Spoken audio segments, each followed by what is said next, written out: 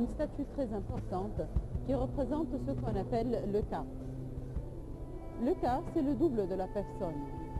En haut, au papyrus que vous avez déjà vu, vous avez remarqué qu'il y avait le défunt, normalement, qui est présent pendant le jugement de son cœur, et il y avait la déesse Maat, la déesse de la justice on a déjà citée.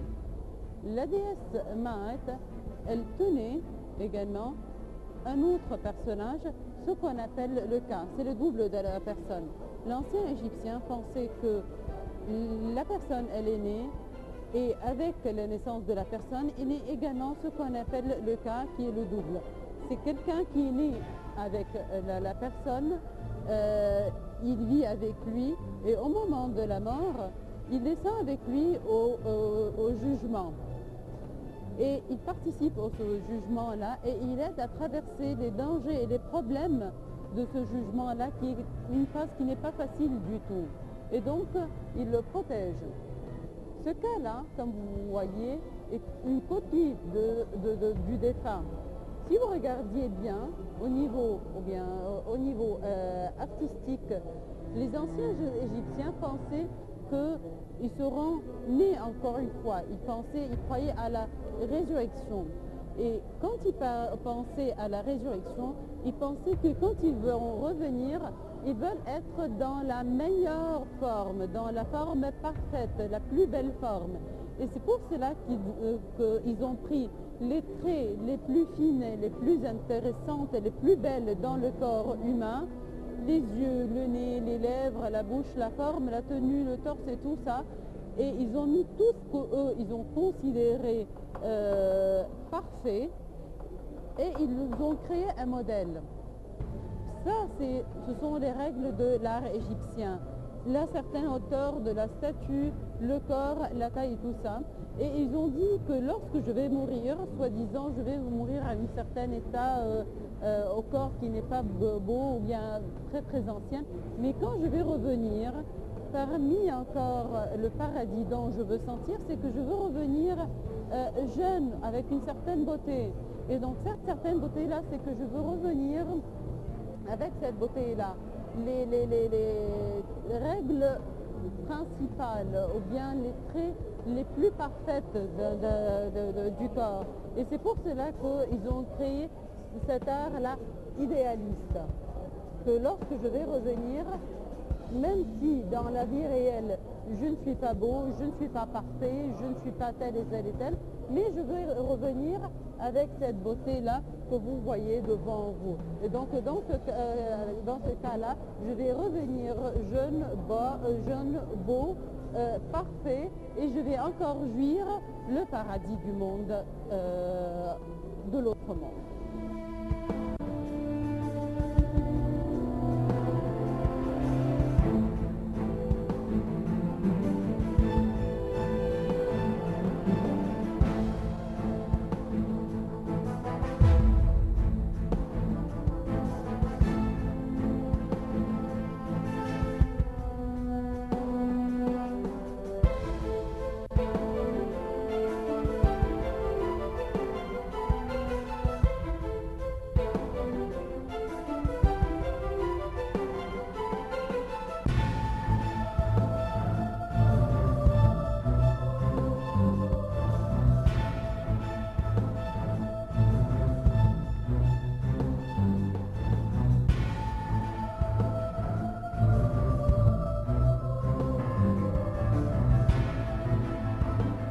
Ici, nous avons une statue très intéressante de ce qu'on appelle la période du Moyen Empire. La période du Moyen Empire est une période qui n'a pas duré pour longtemps. L'Égypte, qui a traversé de la période de l'Ancien Empire au Moyen Empire, avait à peine traversé. Ici, nous sommes devant une statue très intéressante pour un roi qui s'appelle Mentuhotep II. Ce roi-là a une statue très intéressante qui explique et qui présente un autre aspect du jugement ou bien de la vie d'un défunt. Ce monsieur-là, il est mort comme vous voyez, et il a une statue qui est faite de manière différente. Vous êtes habitué à voir que les statues égyptiennes ont une forme parfaite, idéaliste, alors que cette statue-là n'est pas vraiment à 100% le cas. D'habitude, on voyait que les statues étaient faites avec une peau plus claire et avaient des traits de mesure de corps vraiment très parfaites au niveau de traits de visage, les épaules, la taille, les mains et les jambes finalement. Si vous regardez bien la statue, vous allez trouver la couleur de la peau foncée, si je veux dire. Il y a pas mal de gens qui disent que peut-être c'est un des signes du monde de l'au-delà. Possible, peut-être. Mais le trait, ou bien les signes qui sont les plus importantes, c'est avec les bras qui sont croisés et la barbe. Vous avez vu le dieu Osiris. Le dieu Osiris, comme on a dit, c'est le dieu du monde de l'au-delà.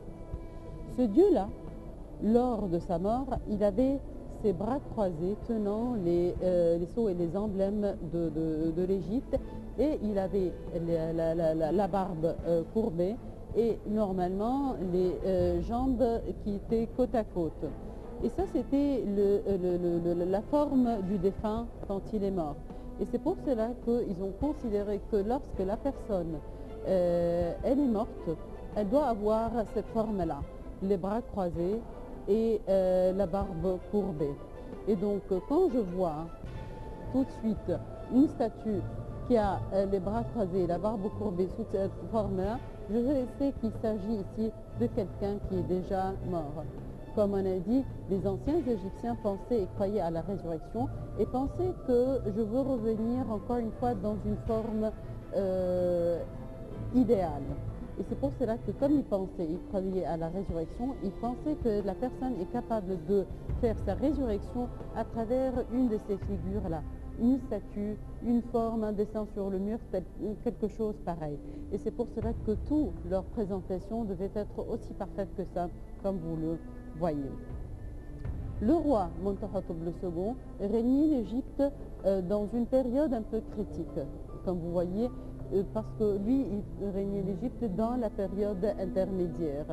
Sortant d'une période de chaos, l'Égypte séparée encore une fois en haut et basse Égypte, et puis réunie encore une fois, il voulait transmettre un message très important, c'est que moi j'ai les pieds lourds et stables sur le trône de l'Égypte, et que l'Égypte elle est inséparable. Et c'est pour cela que, comme vous voyez, il y a ici les jambes qui sont grandes, lourdes, comme symbole de la stabilité de son règne sur l'Égypte, et que ce règne-là, et que l'Égypte, elle va demeurer toujours unie ensemble.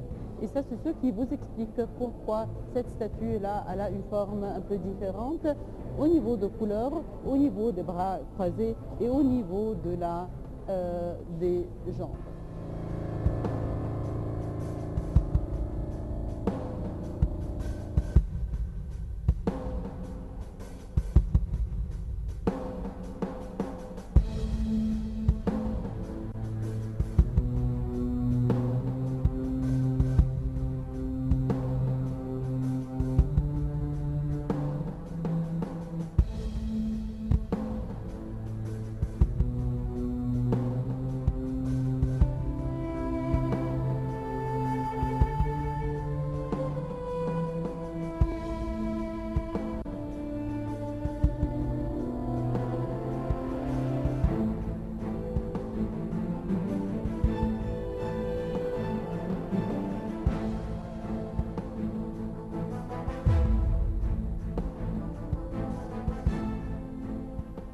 Ici, nous sommes devant un sarcophage.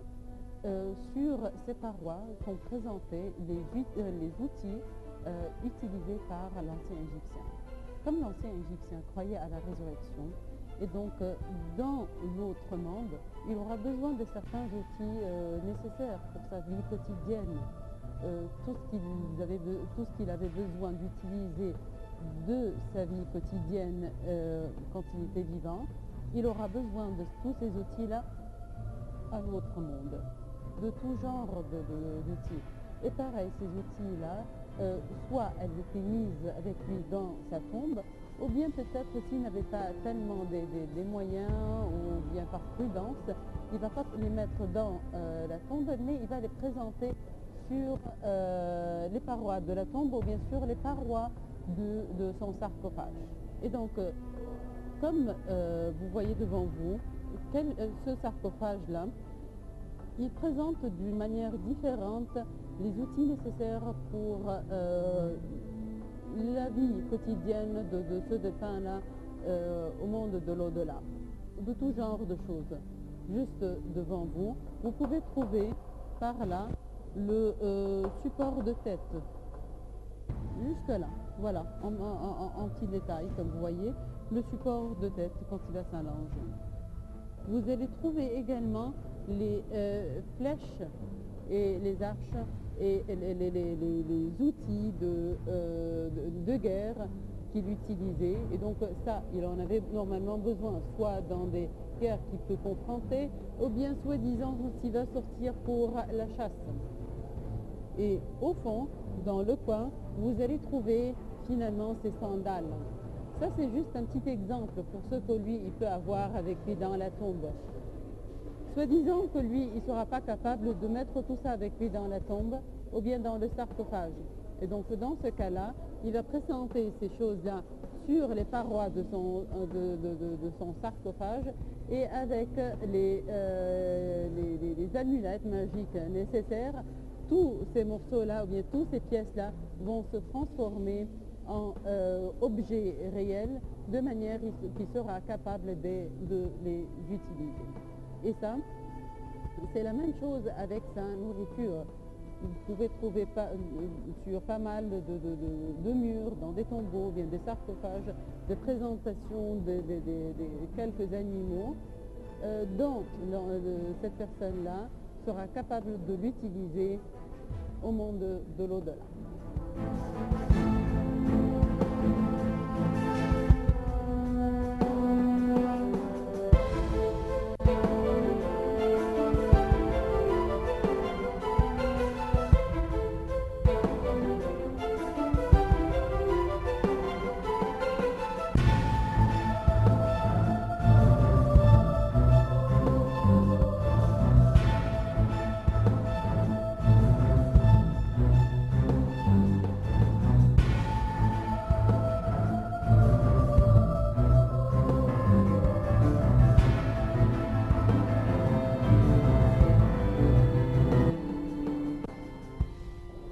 Et d'ici, du musée égyptien, on vous a présenté une idée très importante pour l'ancien égyptien, ce qui est la résurrection au monde entier. Ça, c'est juste une pièce, un petit pion peut-être, dans la mythologie égyptienne. Ce n'est pas le tout. L'Égypte, elle est beaucoup plus profonde, beaucoup plus grande que ça. Et ça, c'est l'intelligence de l'ancien égyptien, c'est qu'il était capable de transmettre toutes ces idées sur un bout de papier ou bien un bout de pierre.